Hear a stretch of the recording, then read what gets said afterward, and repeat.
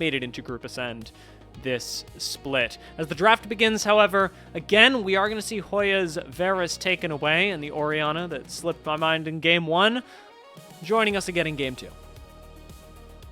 Poke being removed from the bot lane is no Ezreal, no Varus. We'll say Karma did get nerfed on this patch, but I've still seen Karma priority be very high. NIP going to drop that, though, for the Jarvan. Jarvan has been, I believe, coming into the day, yep, TN's most played champion. So Jarvan will be in the hands of Guwon, but I will say first pick Jarvan. Jarvan's a really strong jungler right now, but it does give the opponent 5 picks to try and get out of Cataclysm. So Yunara, with the Transcendent State, can sneak out over the Cataclysm walls. Lulu might get locked in, but it does give you that power to at least try and game plan around the Cataclysm, as, of course, Cataclysm for Flash. Pretty classic trade that you can really use and abuse if you are NIP. And Corki Nami, another one of those really strong bot lane duos we have right now, will be locked in for Assum, as I believe this is a 6th unique champion for Assum. So we have not seen the Corki Nami played yet by the bot lane of NIP, as Assum's champ pool has been a bit narrow, but we'll be locked in for this game. Excited to see how that works out, because generally, Corki Nami, not my favorite side of the matchup into the Yunara Lulu. Tend to have a better time of things, especially with Top Esports being up a game. I am personally much more in the camp of Top Esports getting the better end of this draft so far, but we've got 2 more bans and 2 more picks to change that around. A lot of it going to come down to what happens in the solo lanes for Creme and for Zhuo.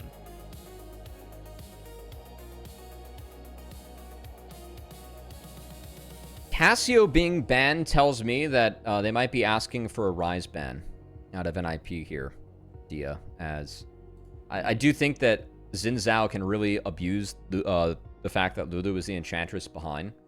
And that Crescent Guard, really nice, because, of course, Jarvan, Nami, they want to put you in the Cataclysm, follow up with a Tidal Wave, and use that to kind of create a wombo to winning team fight.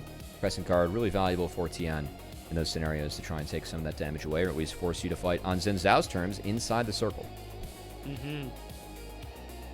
Probably knocked up as well with Fengyue's wild growth on top of him.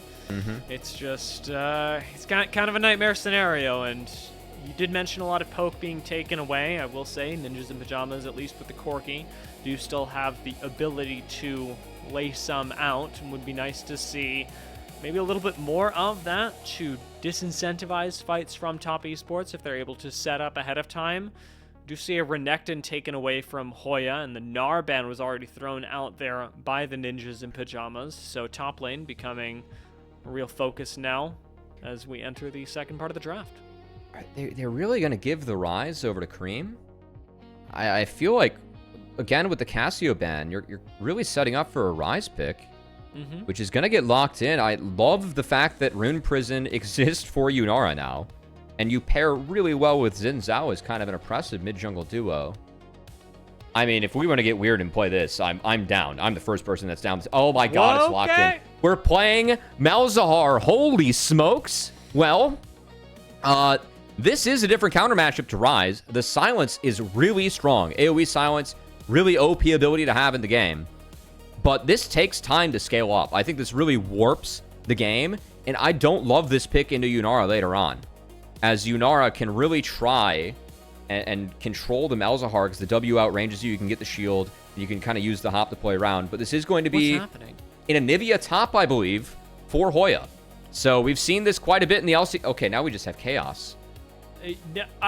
Okay, this draft was so absurdly normal. You wouldn't even have seen me blink during the first 6, 7 picks of this draft. We get to the last 3, and Cubby, I feel like I'm like 18 patches in the future and have no idea what's going on. You have Lee Sin into a Nivea and a Nivea Malzahar solo laners. I am as perplexed as you are, Dia. As we try and piece this together, of course, the Suppress from Care is really strong. It's a long cooldown. It's one that Guwon's going to want to try and play off of. But I'm really interested to see what Zhuo can do on this Lee Sin. Because going into a Nivea, I assume that being mobile is nice to get around some of the walls, get around the stun for Nivea. And the kick is a cancel. If you get on top of the Nivea early, maybe you can pressure. But I gotta, Lee Sin into Winnivia is not a matchup that I've seen or I'm used to. So I apologize if I'm not fully prepped for this one. I might have to look up some solo queue stats and see what people have been playing into Zeus' Anivia over on the Korean ladder, because Zeus is really the one responsible for a lot of this Anivia top we're seeing. Zhuo is so locked in on this matchup, though. I mean, he didn't even... I don't even think he blinked locking this in, to be honest. He just... It was less than the clock running out needed to be. They could have debated this. They could have gone back and forth, and there was... From the side up top esports, complete faith in their Game 1 MVP to pull out the Lee Sin and maybe the win.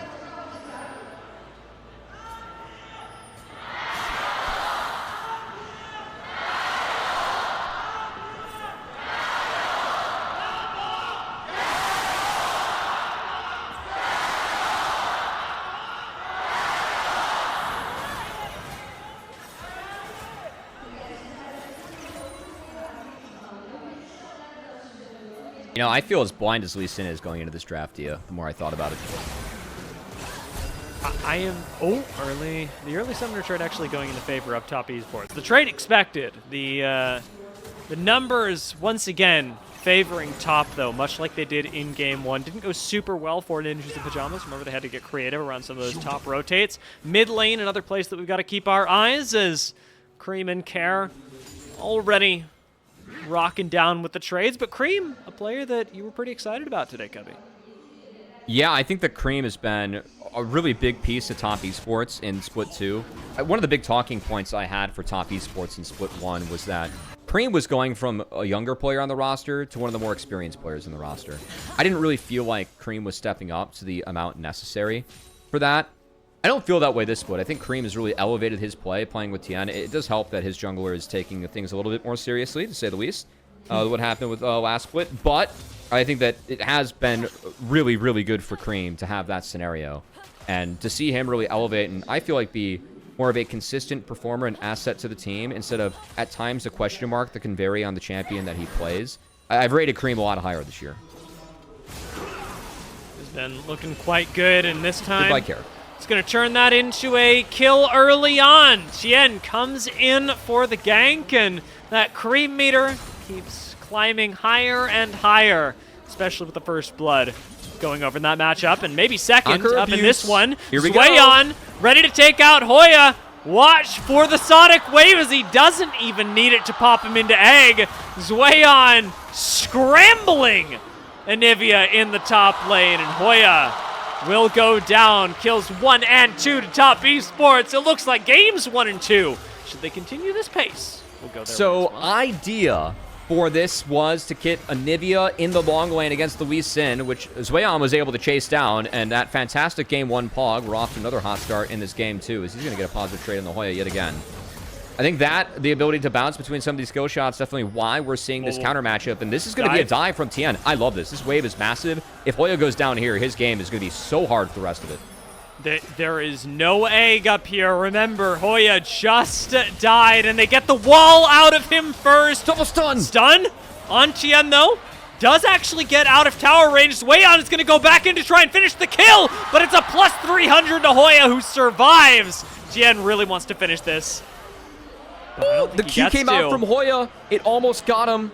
Hoya's trying to find Tien on the way out. The fact that he survived this wave is massive. That said, Lee Sin going to be here in 5 seconds. He cannot finish this base. I think he still might go down to the Lee Sin if he gets a ward or control ward.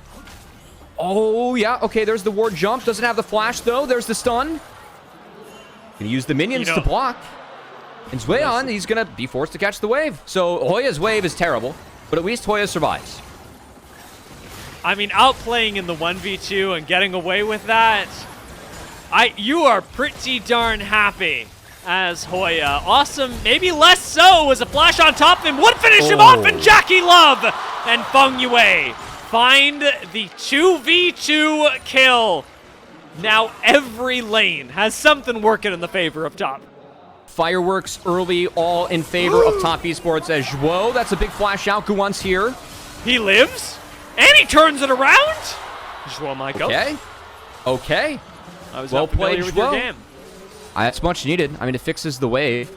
for Assum as they do match the kill. Still going to be JiaQi over ahead, but not as bad as what it should have been.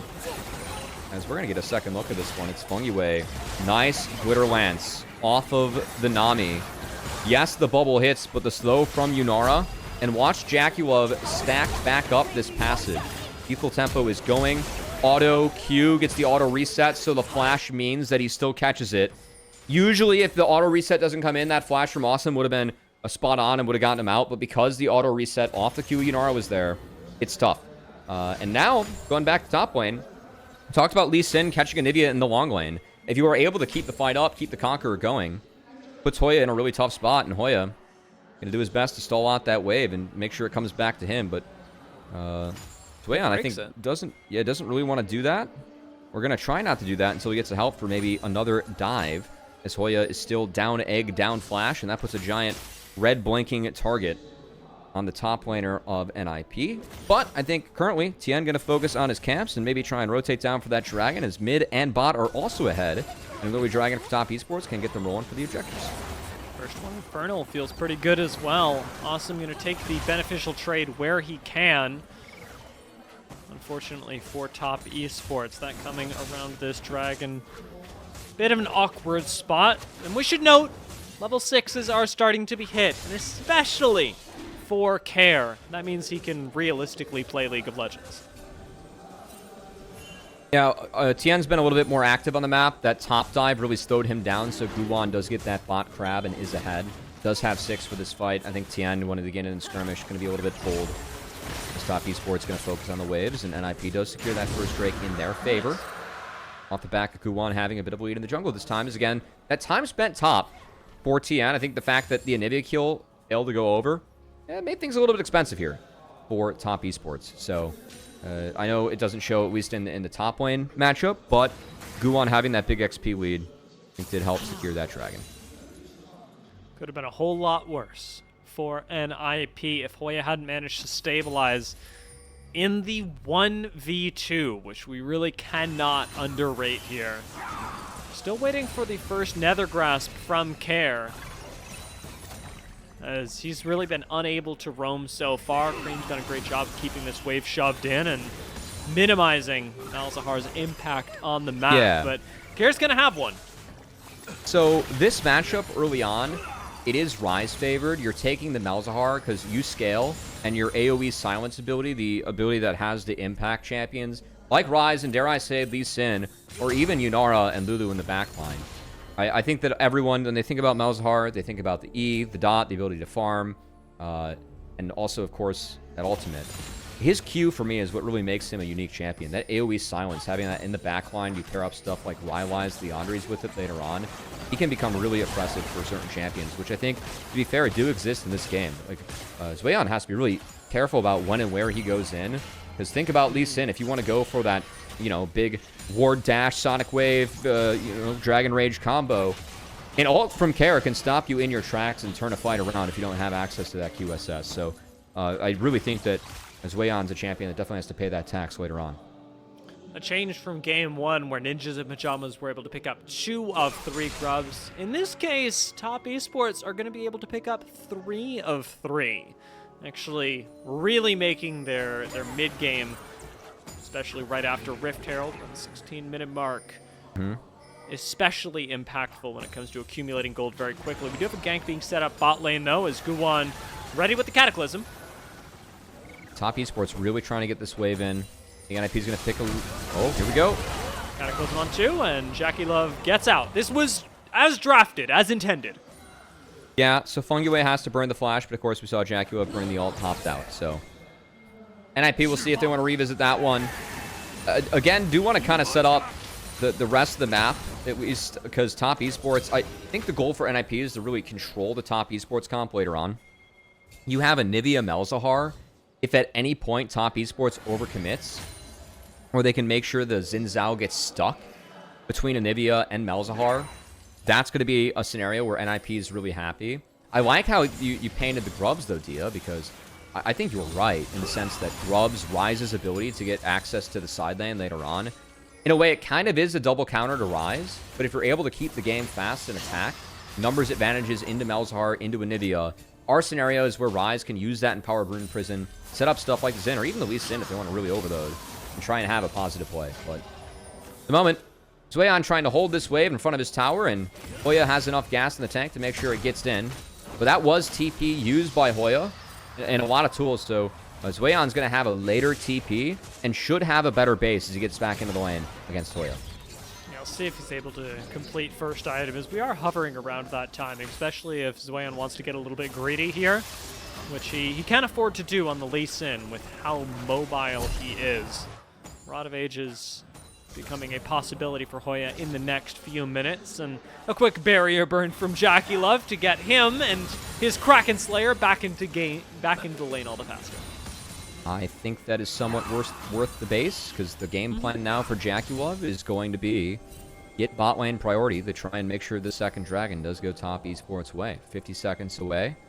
I think that on paper, top esports has a better comp straight up at this point of the game. Malzahar doesn't have a first item yet. Rise is way more useful in this scenario. Xin Zhao as well with the Sundered Sky can be a beast with Lulu.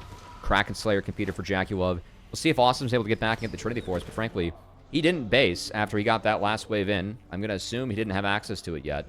So I think items on paper and champions on paper, this second dragon should be going the way of top esports.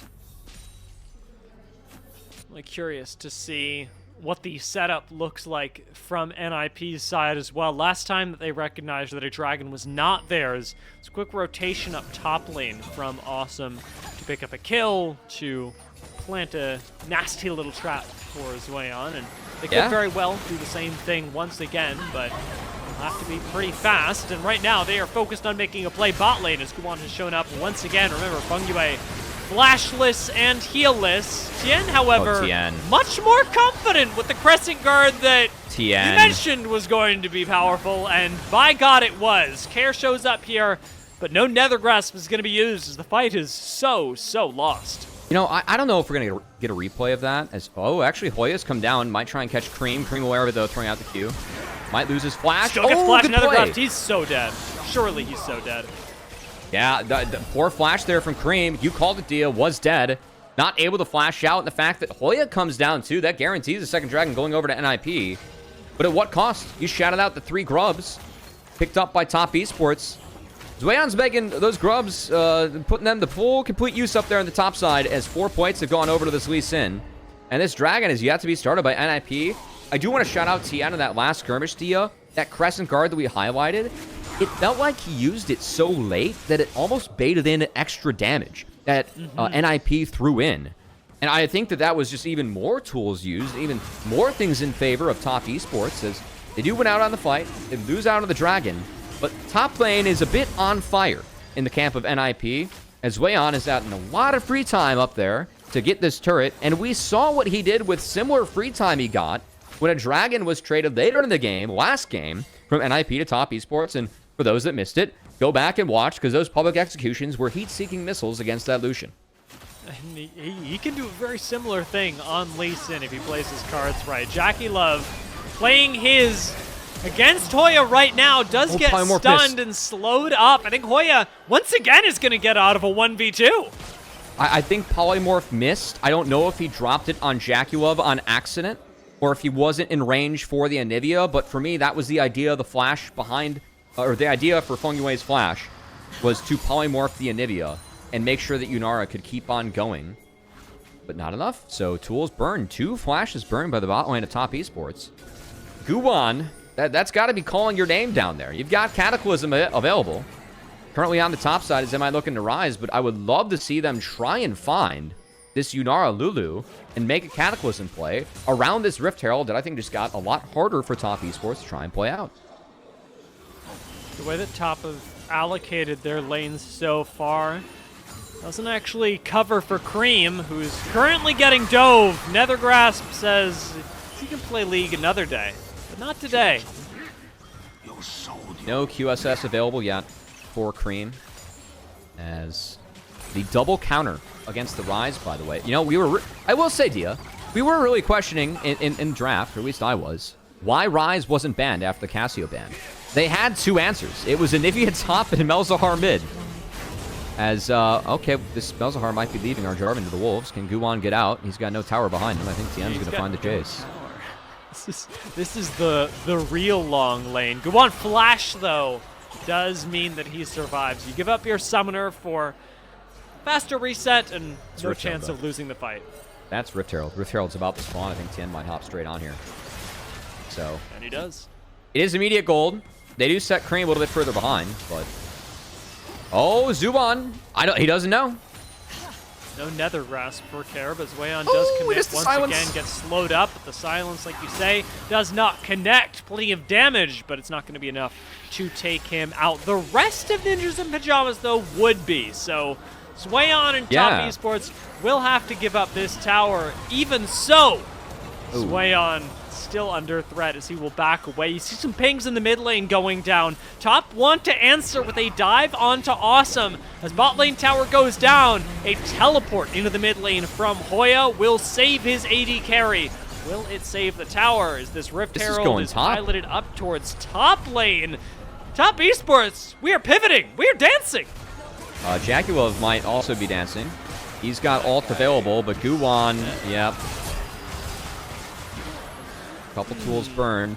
We didn't see the Rift Herald get it over to top turret.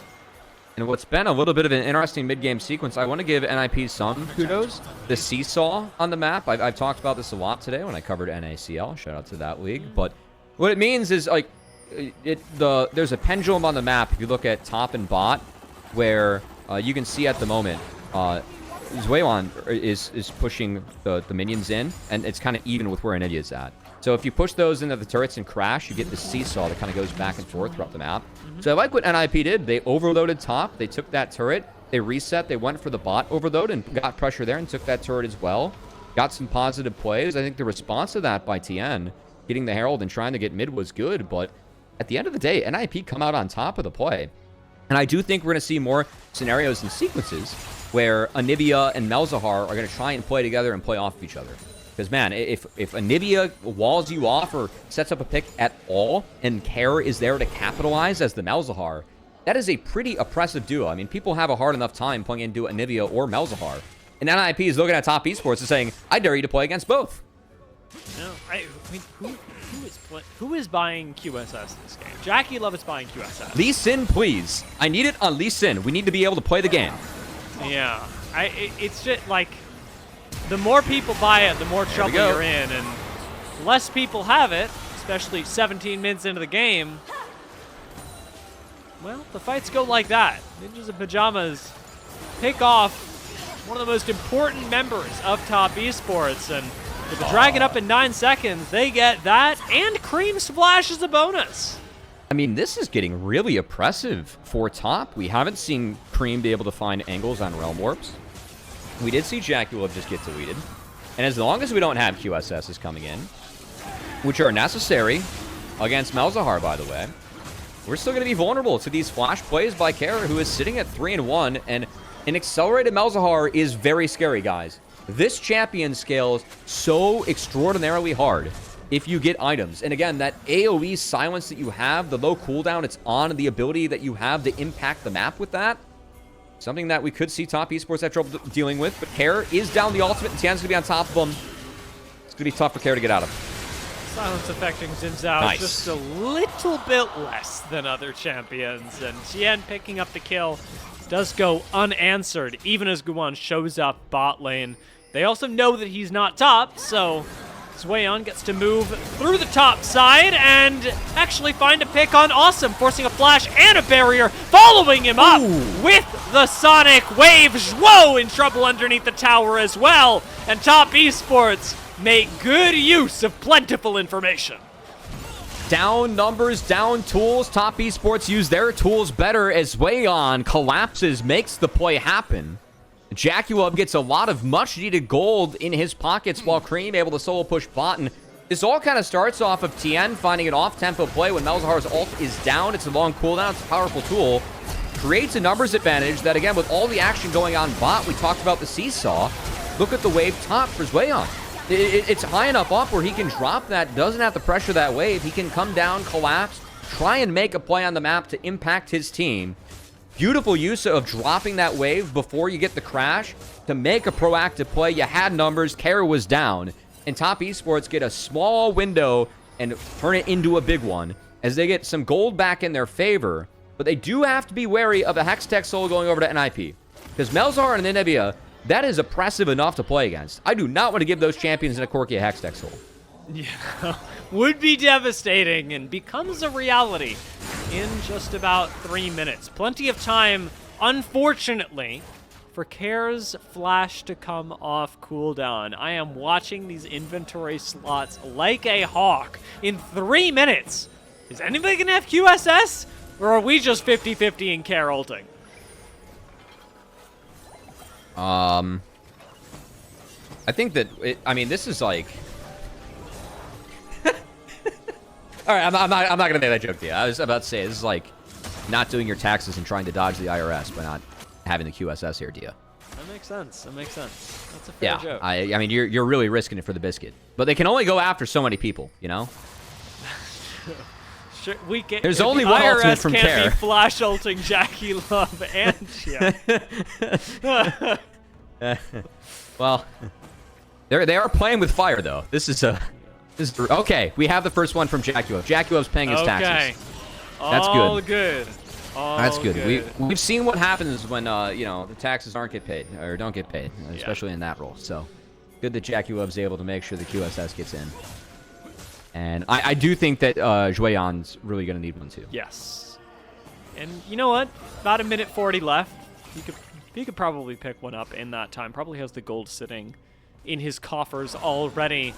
Quick play from NIP, though, does get them an advantage in the jungle. They've got Guwon right next door to clear out a little bit of vision, and they are being really proactive about laying down that very same vision in preparation for the dragon. Yeah, and again, you can see the differences in formations. We talked about how Anivia and Melzahar, they don't really want to be in the sideline against Lee Sin. Actually going to TP now to try and fix this.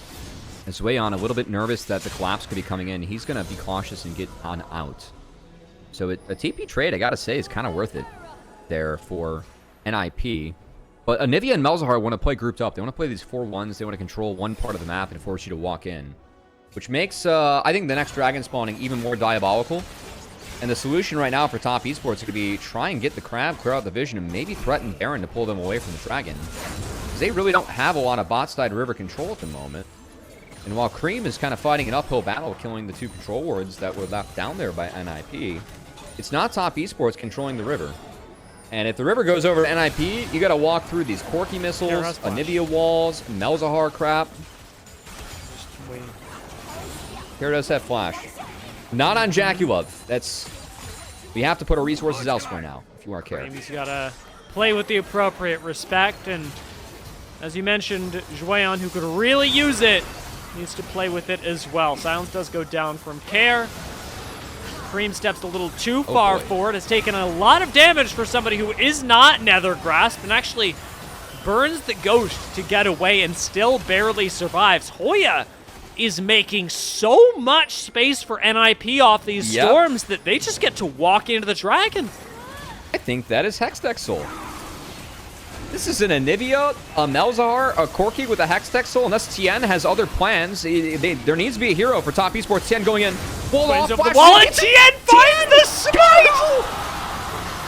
Let him go. Let him go. Wait, he has the Crescent Guard. Wait, JiaQi Love's in the back line. Wait a second! Top Esports change the fight. Into the egg goes Hoya. No more pressure here. A double kill for Creme. But Tien is the hero. I mean, I was about to talk about how this series is going to 3, Dia. And with the hit of one D key from Tien, he drops the smite, finds the dragon. JiaQi Love flashes into the backline for the fight, and Top Esports has just thrown this game on its head. As again, the steal from Tien, the wall off is beautiful. It was the W. It's an early smite from Guwon. Tien snipes it. The flash from Kara was a little bit awkward. They find Zim, but this means that the Lee Sin go in the backline, get the cancel, and it was a massive combo from Zhuo and JiaQi Love, who flashes in out of the Cataclysm, completely destroys NIP in the backline as their control setup gets broken off of a smite from Tien, a combo from Zhuo and JiaQi going nuts in the backline. Yeah, I mean, that is definitely marks of great ADCs we see all over the world. You know when it's safe. You know when it's time to commit, and JiaQi absolutely did. The setup from Tien and Zhuo, though, absolutely huge. Picking up the Hextech Soul and a 3-man knockup off a Lee Sin top. I don't expect my top laners to be able to play Lee Sin at a professional level like this. Not just raw. And that's what Zhuo is able to do. Wow. I mean, I really felt like we're going to get a bonus game out of this one, Dia. Yeah. But now, look at the gold, the econ on... I mean, everyone for top esports. Looking across the board, Tien has access to a GA. JiaQi is about to not be slowed down by paying the tax to SS. Picking up the IA, and Zhuo's gone. He's just dead. I mean, even if he lands a bubble there, JiaQi got QSS. This Yunara now even more inevitable than she typically is with a Lulu by her side. And the zoning from Hoya not working nearly as well into a Baron as it did before. Those triple Void Grubs coming in clutch as well, letting top esports do even more work in the short amount of time that they've got this Baron. About a minute left on this. Shout Dia. We haven't really seen Creme be able to get to work in the side lanes on the rise, as he was picked on for a lot of this game by the Malzahar and the Anivia with the double counters in both solo lanes. But man, I mean, what a Lee Sin pick coming out from Zhuo, and what a series from the young top laner top esports, who just continues to impress. And again, I mean, stepping into the shoes of 369, I don't think 369 was coming off of his best split one. Sure. I know that 369 taking a break might be strategic for him. We could see him in the future, but Zhuo's playing his butt off, man, as he tries to take the spot. We got a teleport coming in here, though. This could very easily be turned around. JiaQi already all over Assum, but Assum, with the help of Zhuo, will turn things around himself. Creme's gonna burn down, and top esports, fighting a fight on multiple fronts, are gonna send Zhuo into the front line as the next lamb to be sacrificed. And a delicious lamb it is, especially for us here on the broadcast, who now start thinking, maybe we are going that one more game after all. Top esports moment. We're going to be late onto the map as top esports. It's Zhuo spawning 30 seconds before Dragon with no TP. Creme kind of in the same boat. I don't know. Okay, we are going to get a replay. I mean, Kara's down 3 doubles on the Creme right now. And I see this play come in. Creme doesn't take a lot of damage, just cancel it early, which is appropriate from Kara, but JiaQi has a JiaQi moment, sadly. As he does get caught by the tidal wave, he was Sumless, and he ends up going down. And then Creme popped the Seraph Shield before he ports in, so the Seraph Shield doesn't get any value, and he just kind of goes down to Care and a nice silence. So a lot more gold going back in the NIP, and we got to get back to live because we're 30 seconds away from Hexsoul, and it is a all full setup for NIP. They have all the setup that they want and need right now to try and choke out top. Durex protecting me from knowing who has summoners. Tien. Frontlining as there he is. Zhuo comes in through the back line looking for another one of those signature knockups. But he's been found out. And NIP start chasing him down. Guwon actually going to commit over the wall for this, forcing the kick early out of Zhuo as Care rockets back here as well through the Hextech gate. No cooldowns really available for top esports to find a team fight win like they did last time. JiaQi Love. Hoya does get found by JiaQi Love. Tidal Wave comes back to answer this. Look out for the smite as the Dragon goes to 2K. 1K Nethergrasp comes out, but Tien's out of it. Still, it will be the soul going to NIP as the fight has top esports still in charge. Into the GA goes Guwon, but he will go down. Numbers advantage temporarily for top esports, but the soul, all importantly, goes to the ninjas in pajamas.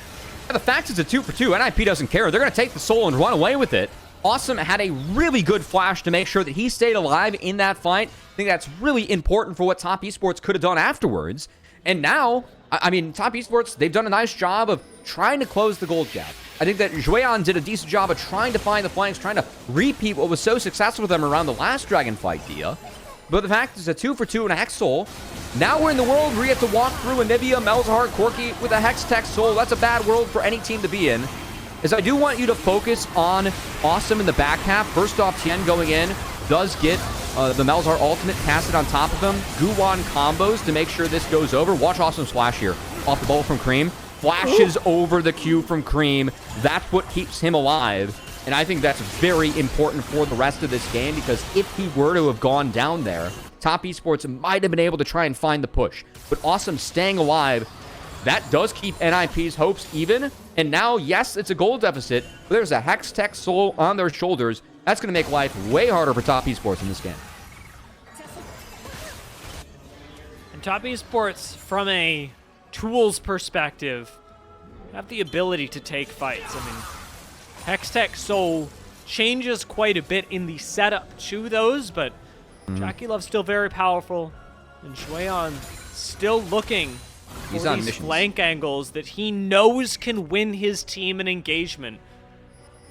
One kick. You know what would be great? A House of Blues Lee Sin skin. He's on a mission from God. Just in the back line. You know, the sunglasses could be the blindfold. I think NIP is kind of aware of this one, and Guwon. There's no QSS. There is a TP. I think TP is the only way he gets out of this one, is he's going to try and play around NIP. But, oh, the turn. Wait, what? Green? Hold up. No tax. No QSS tax. That was... I mean, I didn't see most of it, but that didn't smell like a good play from Creme, and it's certainly smelling like a Baron coming up for the Ninjas in Pyjamas. Guwon's still back here, though. I can still hold belief as Hoya zones the ever-living Baron out of Top Esports. Guwon half HP, and another tidal wave. Gonna rock it out and find Tien. We have a teleport coming in as Guwon takes a different angle, goes into the pit as JiaQi Love takes the front line. Actually, into a Hextech Soul. We are not just taking the Baron. Top Esports take the fight as well. JiaQi Love and Fengyue ran that fight. Tien was great at the disruption in there. And Dia, yesterday, game 1, NIP versus BLG. It was a BLG Hextech Soul that NIP was able to overcome and push down to win.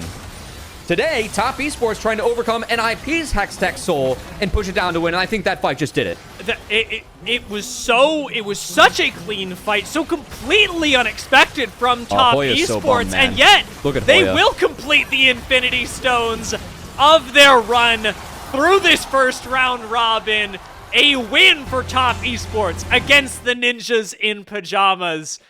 Completes a fantastic run for them. And as you mentioned in that game, Guwon especially, so much to be proud of from his game 1 performance on Abessa to game 2, some really critical flanks on Lee Sin.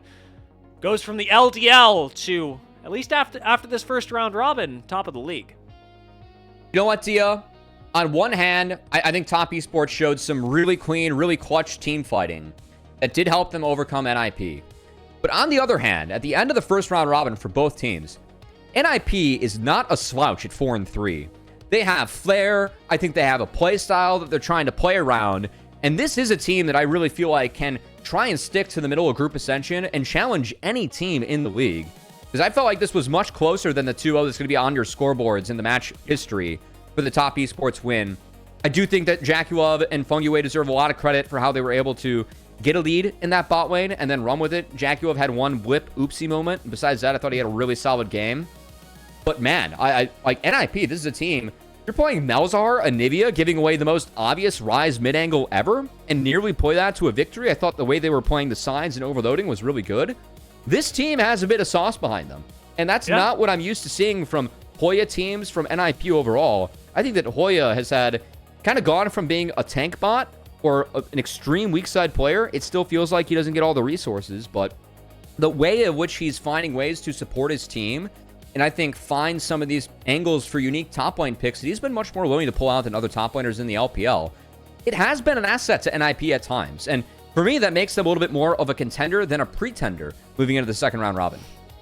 When I think about it, especially on this Anivia pick, there were several times in this game where I was going, like Hoya is playing Anivia like she's a tank, and I don't mean that by in the sense that he's frontlining, but he is able to take up so much space, use the zoning tools that Anivia has so effectively. I think because he's so used to doing it on these tankier members, because he's put in the hours to understand his role in the team, when he does flex to something like Varus or Anivia, that ability to take up space and know where he is powerful, know where his circles of threat overlap with his teams and not, has been a really transferable skill. Has been good. I think, again, spent some time talking about NIP. Of course, they were not the victors of this series, but for Top Esports on the flip side. 6-1 with TN in the lineup, coming back and picking up right where he left off in the LPL. I really think that Guwon in the top side has been one of the bigger surprises that we have had in the LPL, with how well that Guwon was really able to, again, he showed his own flair with that Lee Sin counter pick into Anivia, found the early kills, found some big angles in the team fights that really helped turn things around for Top Esports. And I think if you pair that with really solid bot lane play from JiaQi and Fengyue, which I think we saw outside of maybe one oopsie, that could be a very winning formula for Top Esports. It has been in the past. I think that at times, a lot of LPL fans view them as being maybe the C9 of the league, where their regular seasons are better than their playoff runs, where at times they fail to go international, or the last few international showings they've had haven't quite been good enough for fans.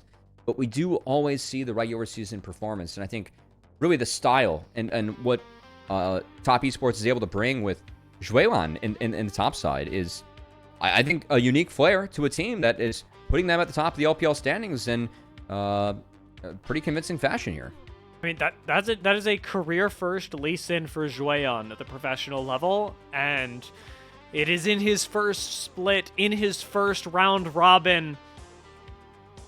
I think you can definitely look at this game and go, JiaQi Love performed really well, Tien had some incredibly clutch smites, but to me, it's a double Guwon MVP, if only for the fact that he was able to make up so much ground for his team that he should never have been able to create with this pick in the first place. Yeah, I mean, again, I haven't seen this. I was looking at Anivia counters and I really got to talk about it, but a lot of fighters were there to counter Anivia. I like how, Dia, you're like viscerally reacting to this, because, man, if NIP could have secured Soul then, maybe this game does go differently. But that fight, that combo from Guwon and Tien into the JiaQi Love cleanup, I think this was a really sick fight coming out of Top Esports, as they were, I really feel like Tien kind of came to play today. Really, for me, I think got the best of Guwon in both of these games, and Tien just continues to be a stud in the league this split.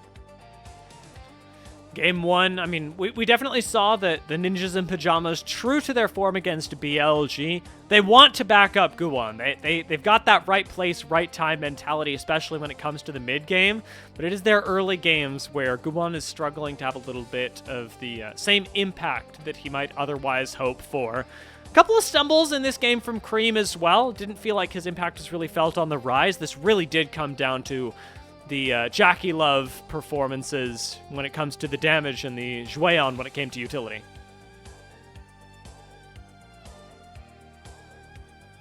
Well, I mean, I still feel like this game coming in was more competitive than what I expected from NIP. Mm-hmm. I think, like, for me, that's my big takeaway. I think I might have learned more about NIP in this series than I did about Top Esports. Outside of the fact that Guwon might just be him. As the series that this guy had. I mean, Lee Sin and Bessa. I don't think he's going to get the plug for this game, but... Oh, Jesus, Creme. All right, well, that's a realm warp of all time. Doing his best Renard impression from yesterday. Yeah. Yeah. But, I mean, again, JiaQi Love, the ability to pilot around Hoya here. Tien's entry. Oh, the Baron knockup. We missed that. The Baron knocking up too there was actually really, really big. Definitely helped Tien get in there. But again, the JiaQi Love cleanup was really sound. And that was game. And that was the series. I'd say, again, a series that closer than what's going to say on the scoreboard. I really feel like NIP maybe need to work on that early game, that early lane phase a little bit more. Felt like they got blown up a bit by Top Esports in a couple of scenarios. But, man, the way they play as a team mid-game, their map movements are sound. They're making some good team plays. And they're proving they could be a competitive team in Group Ascension, which, as you pointed out before this game, Dia, They were not a part of Group Ascension going in Split 1. So to earn their spot, so they can compete in the middle of the table, that's a good first round robin for NIP, and I'm excited to see if they can build off it.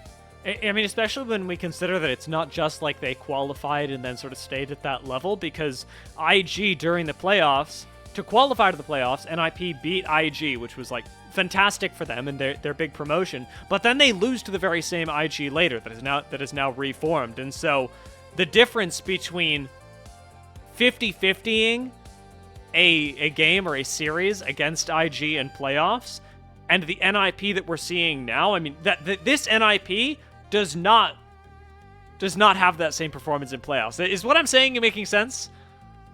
Yeah, I'm saying they've improved. A bit. They have improved. They have improved, yeah. I'm with you on that. I'm with you now. Sorry, I was just... You know, sometimes you don't want to scroll through the LPL production Discord. They're playing a game right now where they drew me, and I looked at it, and it looks like the bear is on fire. I have no idea what's going on in there. So I'm going to have to go in and ask some questions because we're off after this series. And we do have a 3-series night, so please stick around. It's going to be some craziness over here on the LPL English stream. Yeah, I've got to go check out what's happening in the Discord now that you've tempted me like this. But our next series will be J2G versus WE, and Rudude and Rafa will be back to take care of you. And after that, we've got Anyone's Legend going up against Weibo Gaming. This 3-series Saturday is going to be an exciting one, so I would encourage you to go grab a drink of water as we take a quick break before our next